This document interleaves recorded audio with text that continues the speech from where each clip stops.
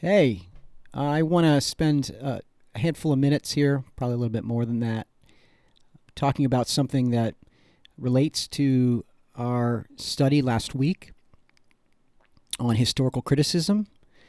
I meant to have this by the weekend, but I was just not able to get it done. So I'm giving it to you now so that it will be a complement to what we did last week. Historical criticism, you might remember, is the study of the Gospels from a historical perspective, not just the historical setting, which we're getting into this week, but the history of the Gospels themselves.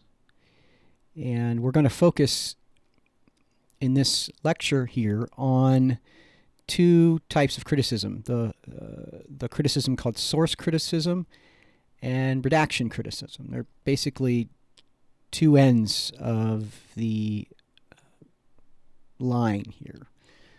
Source criticism is studying the sources behind the Gospels. What documents or traditions did the Gospel writers, the evangelists, use in putting their Gospel together? You might remember that the standard view is the Markan priority, the two-source hypothesis, which is to say that Matthew and Luke used Mark, and they also used another source that they had in common, which is often given the word or the letter Q, which comes from the German word Quelle, which means source.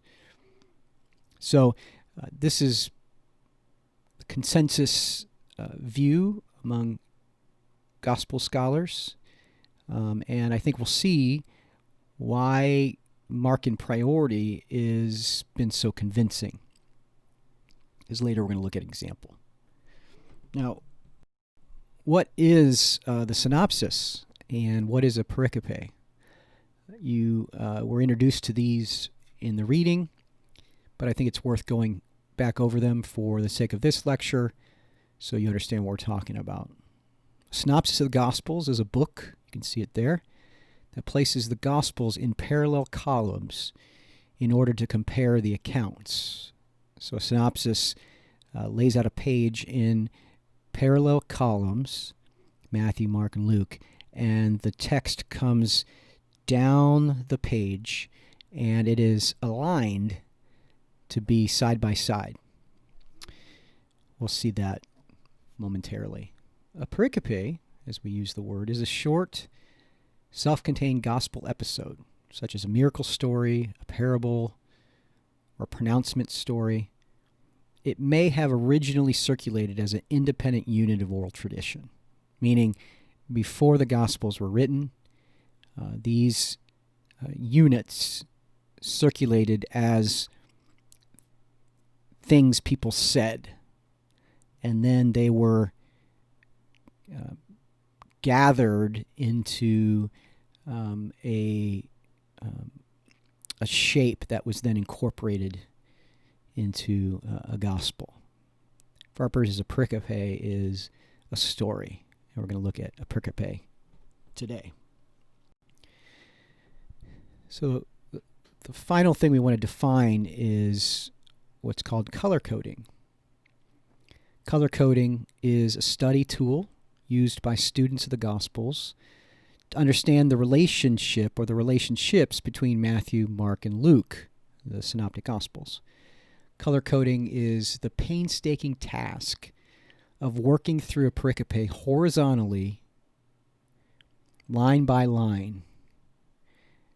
Various colors are employed to identify the various relationships. You can see there a synopsis page. You can see the columns and then the text coming down the page. And in a synopsis, you read this way rather than this way. Now, let's explain or understand how this process works and the colors that are used in color coding. There are a standard set of 4 colors, and each color has a meaning to it. So you'll notice just the first line, you have solid blue, and then down at the bottom you have blue underlining. These correlate, but you'll see how the solid blue equals a verbatim agreement between Matthew, Mark, and Luke. This is called the triple tradition. There is a word or set of words that each of the 3 Gospels share. So verbatim, complete agreement. That means agreement in words and agreement in order of those words. So if you come down to its corollary, you have blue underlining, which means significant but incomplete agreement between the triple tradition. So it's not verbatim, but it's close enough. It's significant enough agreement. So you can see the difference between solid color and underlining. And some of this, particularly here in these significant but incomplete agreements, are some judgment needs to be made. So this isn't a science in the sense that it doesn't include subjective involvement, but it is scientific in that it is a orderly way of investigation. So there's a science element to this. Solid yellow is complete verbatim agreement between Matthew and Mark. So wherever Matthew and Mark agree without Luke, use yellow.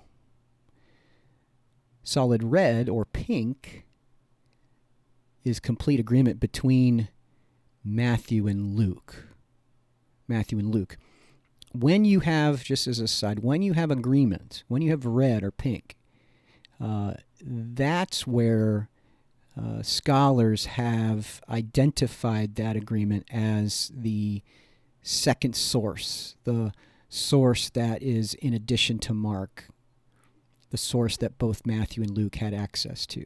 And they use the letter Q. Solid green is complete agreement between Mark and Luke. So if you see solid green, you know that signifies agreement. And then underlining the colors again, yellow, Matthew and Mark, pink or red, Matthew and Luke, green, Mark and Luke, and blue, triple tradition, Matthew, Mark, and Luke. Now, for the rest of our time, we want to take a look at an example. So we're going to look at color coding. I have color-coded a piece of the synopsis, a particular pericope, and we want to see what results from that color coding. So we're going to use this example, this pericope of the 2 blind men, or it might be a blind man.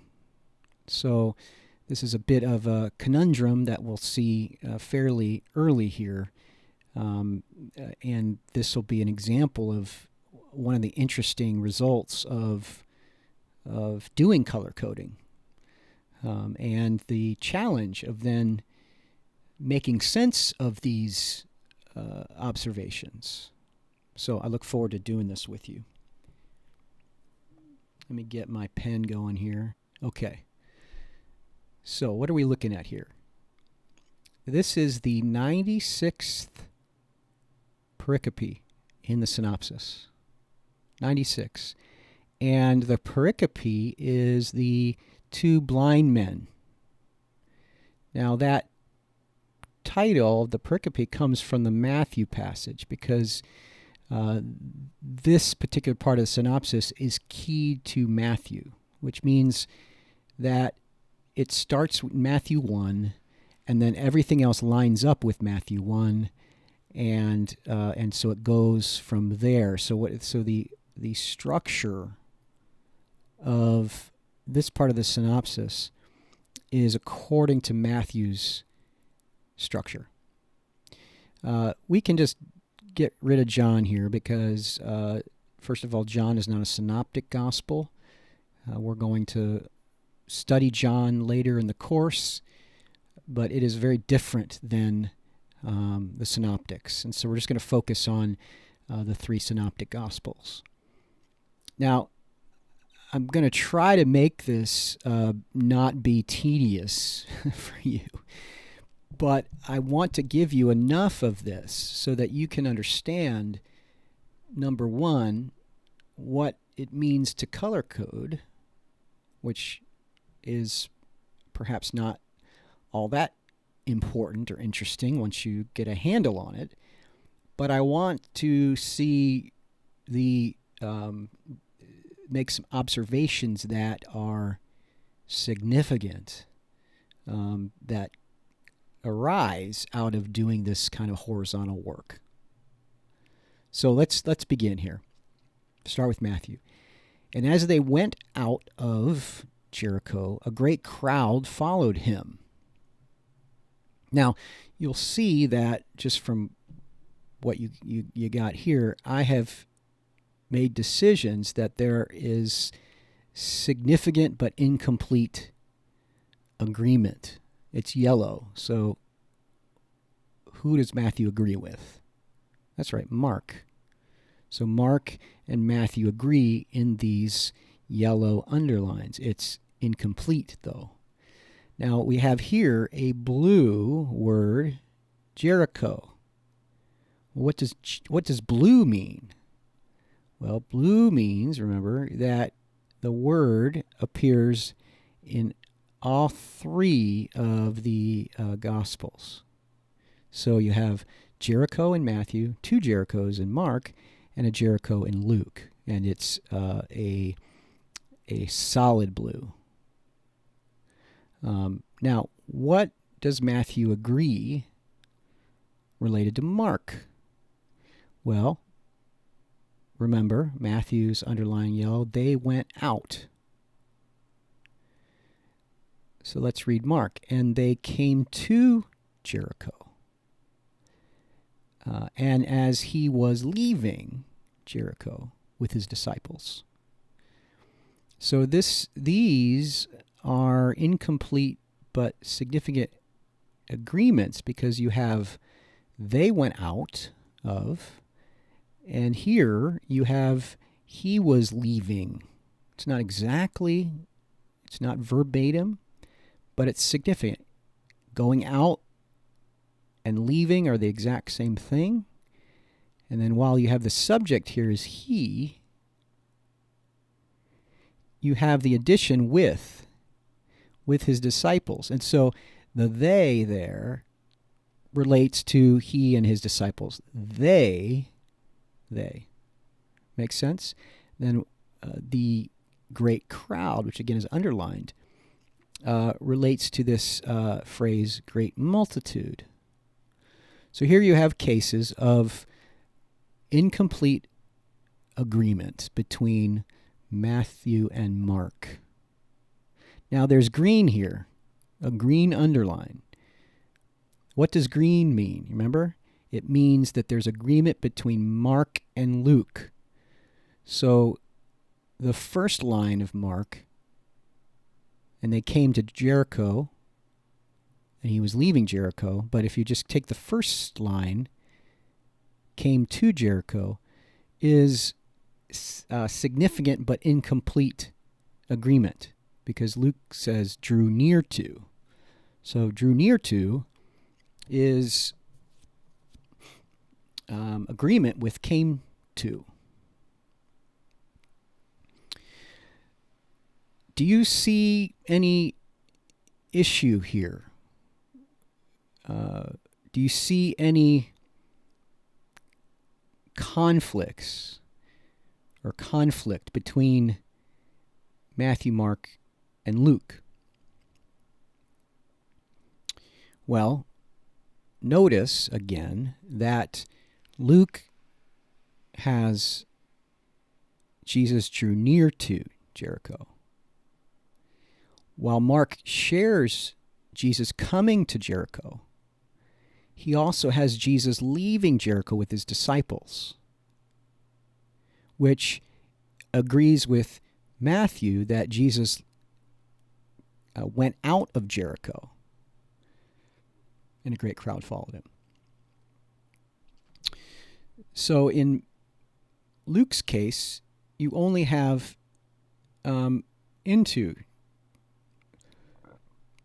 Jericho. In Matthew, you only have out of Jericho. Mark has both. But both cannot be true. Or at least apparently both cannot be true. Either Jesus is entering Jerusalem or Jericho, or he's leaving Jerusalem when this setting of this story. Setting the story on the one hand is going in, setting the story on the other hand is coming out. Hold that just for a couple minutes, because I think this will come back to us.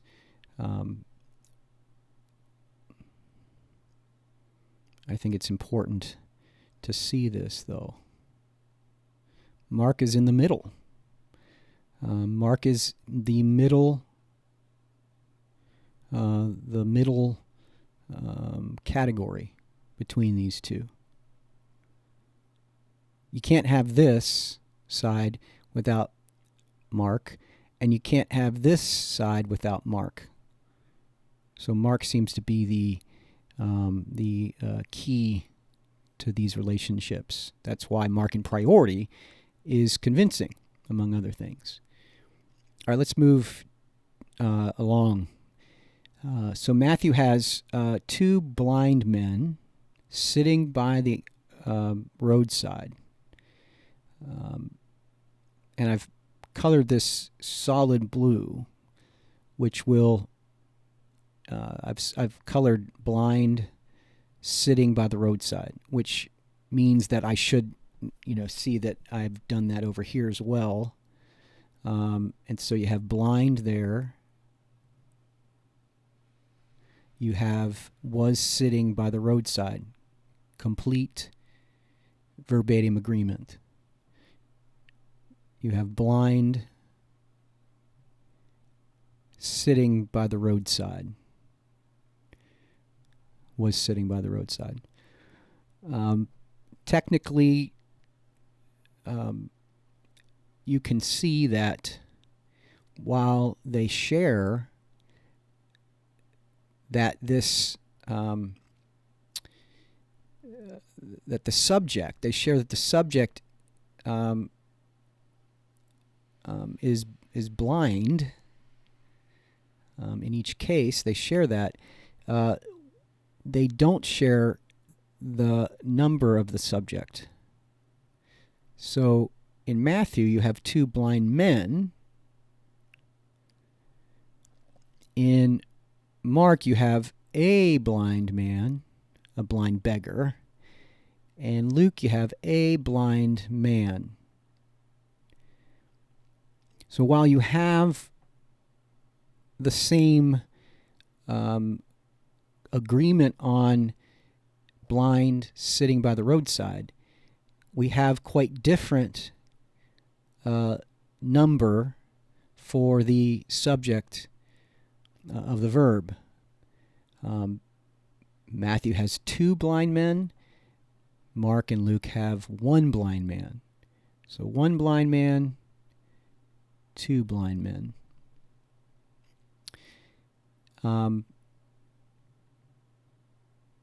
Mark and Luke agree in saying that this man was a beggar,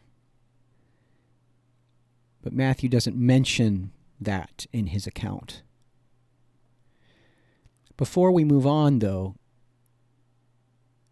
isn't it quite significant that Matthew has 2, but Mark and Luke have 1? Because you have to ask yourself, how many blind men were there? Or was there? Was it 1 or was it 2? Why does it matter? Well, it matters because you can't have 2 if it's 1, and you can't have 1 if there's 2. Well, I mean, theoretically, if you have 2, you can have 1. But in this case, there are 2 blind men here and 1 blind man on account of Mark and Luke. So, is it 2 or is it 1? Is it into or is it out of? See, you begin to see these, you can say distinctions or distinctives, or you can say irreconcilable issues that emerge when you compare these. It depends on your perspective. You could make the argument that these are complementary, as I was suggesting, so that it's not, the problem isn't here, there isn't a problem here. Matthew says there's 2, and so, there was 2. But Mark and Luke focus on only 1. Well, there are a couple of things you could answer to that, to rather easily undermine that complementary explanation. We won't take the time, but it's just illustrating here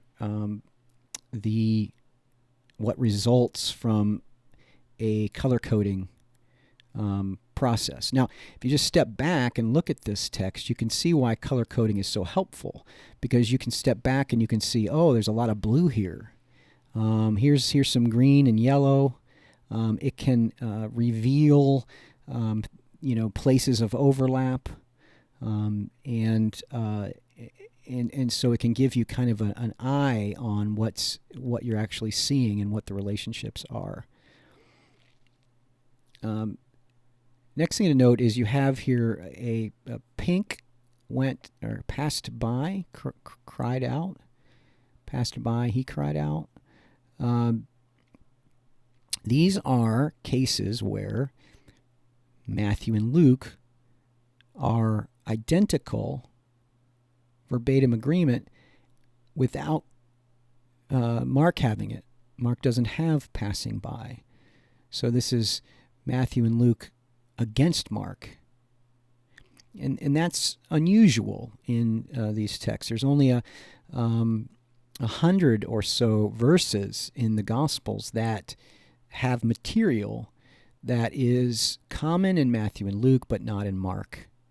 Again, which has suggested to scholars that we have a Q source here. A Q source is a source that contains these pink color codes that are that Mark or Matthew and Luke share, but aren't in Mark. You can see that there's a lot of overlap here. The one thing I want to point out, sorry, my frog in my throat, is do you see these green notes between the lines? Between Son of David, have mercy on me, Son of David, have mercy on me. See, this is all blue, triple tradition, but Matthew has, Lord, have mercy on me, Son of David. Have mercy on us, sorry. Have mercy on us, Son of David. Have mercy on us, Son of David. But here's what Mark and Luke have. Son of David, have mercy on me. So you have Son of David coming before the have mercy on me. It's in both cases. With Matthew having Son of David after. So there is verbatim agreement except in order. So Mark and Luke share the order against Matthew. All right, one more observation here, which goes on to the next page. We have Jesus stopped and called them. And over in Mark, you have, and Jesus stopped and said. And in Luke, you have, and Jesus stopped and commanded. Now, this is going to be interesting because in Matthew's Jesus speaks directly to those blind men. He called them. In Mark, you have Jesus stopping and he telling someone else, another party, call him. Who's the him? The him is the blind man. So somebody is to go and call him. And then it says they called. We'll see it on the next page. So they called the blind man. They called the blind man to come to Jesus. Again, Jesus stopped and called to the blind men. Luke is like Mark insofar as Jesus stops and he commands a third party to go to the blind man. So both Mark and Luke have a third party, an emissary, going to the blind man and bringing him or calling him to Jesus.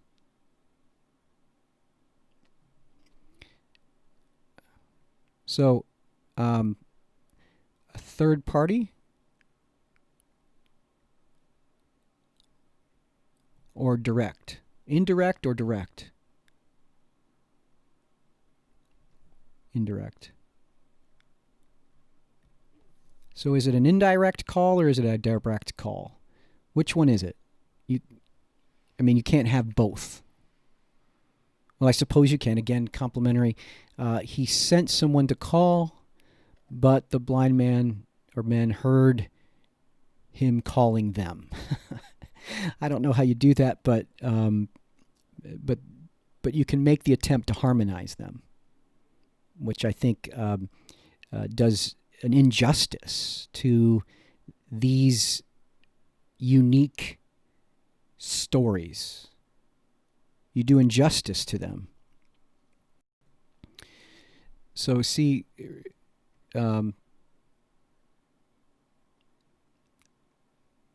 Matthew's Jesus speaks directly to these blind men. Mark's Jesus has a third party, an indirect call to the blind man. Notice that as the blind man is being brought to Jesus, this third party says, "Take heart, arise. He is calling you." And throwing off his mantle, he sprang up and came to Jesus. Again, this third party, indirect party. Luke has, remember, command him to be brought to him. Command him to be brought to him. So Luke's Jesus is commanding a third party to bring the blind man to him.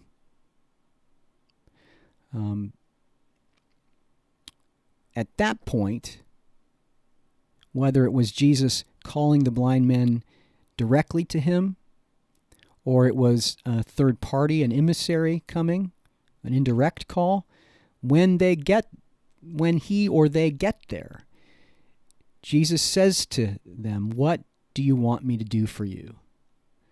This is complete verbatim agreement between the three Gospels. Now, an aside here, the sayings of Jesus, the sort of statements, sentences of Jesus, are the most secure part of the gospel tradition. If you were to do a horizontal study of the Gospels, you would see that time and time and time again, like this, the statement of Jesus is blue, solid blue. The words of Jesus were captured and remembered very well, and it is evidenced in these cases where you have complete agreement, verbatim agreement between the triple tradition.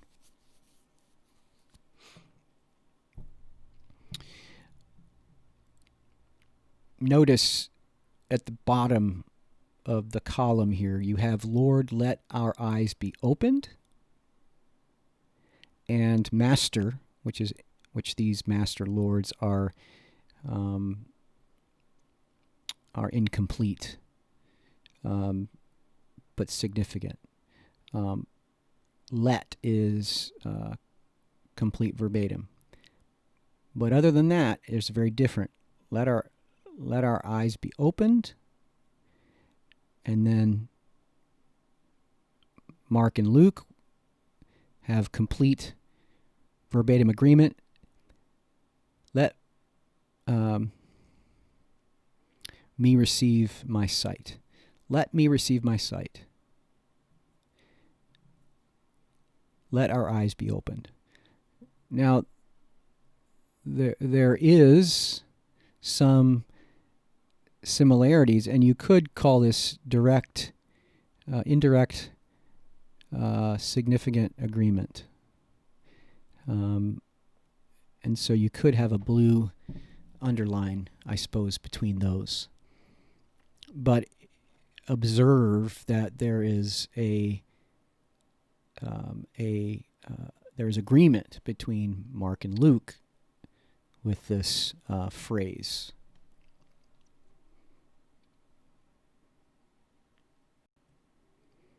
All right, in finishing up, we have another important difference that makes us, curious, makes us think hard. Remember, we've had a few. We had the two or one. Are there two blind men or one blind man? We had the indirect or direct call. And I think there was another one, but I can't remember it. But now we have a fourth. I think there was one other one that I can't remember at the moment. We might review here as we close. Look at the blue. We have and immediately they or he received they or his sight. So immediately receive sight, immediately receive sight. You have agreement between Mark and Luke. Your faith has made you well. Your faith has made you well. But notice that there's quite a different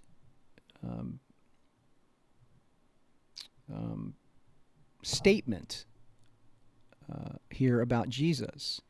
So remember, Jesus calls the blind men. He asks the blind men, "What do you want me to do for you?" And they say, "Let our eyes be opened."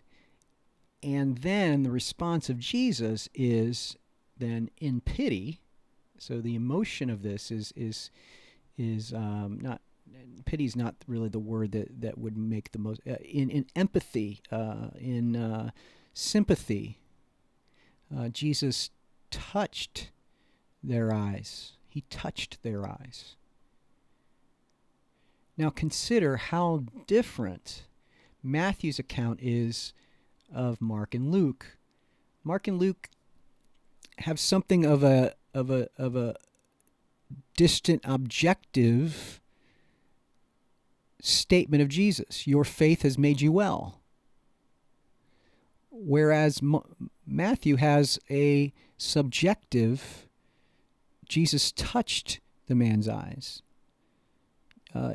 Jesus is physically putting his hands on these men. This is not objective. This is deeply subjective. Beautiful, in fact. And notice, secondly, that in the case of Mark and Luke, it's the man's faith that has made him well. It's the man's faith that has made him well. Whereas in Matthew, it's Jesus' touch that makes the two blind men well. The cause of the healing in the one case is the man's faith, while in the other it's Jesus' touch. So which is it? Is it the man's faith, or is it Jesus' touch that heals the man? That's a significant question. Notice how it ends, though. And he followed him, and he followed him on the way, and he followed him, glorifying God, and all the people, when they saw it, gave praise to God. Luke apparently doesn't think Mark has given us enough. He adds a couple of sentences. And Matthew wants to be, more concise, I guess, and ends it there with, and doesn't have Mark's on the way. But this is an example of why Markan priority is so convincing. You can see pretty well how Matthew could have changed Mark. Matthew simply would lop off the on the way. He'd say, nah, I don't need that. I mean, followed him is fine. I mean, on the way is redundant, Where do you follow? Well, on the way. So I'm not going to say on the way. So that makes sense pretty well as to how we get in Matthew followed him from Mark's on the way. So this is a reduction. This is a reduction of Mark, whereas Luke is an addition.